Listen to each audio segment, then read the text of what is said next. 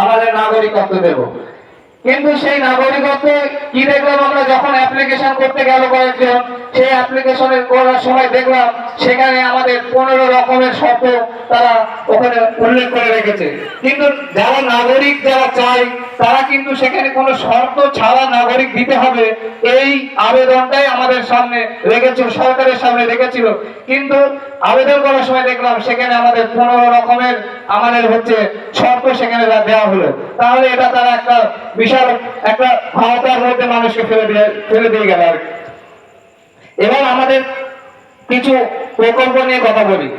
জন্ম থেকে নিয়ে মৃত্যু পর্যন্ত আমাদের সরকার বিভিন্ন রকমের প্রকল্প চালু করেছে। আমরা জন্মগ্রহণ করলে আমাদের যাদের কন্যা সন্তান হোক বা পুত্র সন্তান হোক, সেখানে মায়েদের বৃত্তিমূলক টাকা দেওয়া হয়। তারপরে আমাদের কন্যাশ্রী প্রকল্প রয়েছে, রূপশ্রী প্রকল্প রয়েছে, কৃষক বন্ধু প্রকল্প রয়েছে, বিভিন্ন রকমের যে প্রকল্পগুলো রয়েছে। আমরা খেটে খাওয়া মানুষ, আমাদের প্রতিটা মানুষ সেই প্রকল্পের সুবিধা কম বেশি আমরা সকলেই পাই। এবার আমাদের যে সামনে যে লোকসভা ভোট, সেই ভোটের যিনি প্রার্থী তার কাছে আমরা আমাদের ভোটের আগে একটা আবেদন আমরা রেখেছিলাম।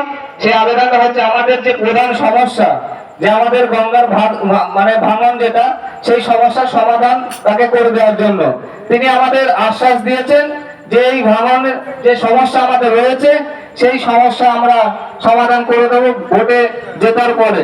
তাই আগামী যে 13 তারিখ আসছে আমাদের ভোটের দিন, সেই দিন আমরা সকলে জোড়া ফুল চিহ্নের 4 নম্বর বোতাম টিপে আমাদের যিনি প্রার্থী মুকুটমণি অধিকারী তাকে আমরা বিপুল ভোটে জয়যুক্ত করব।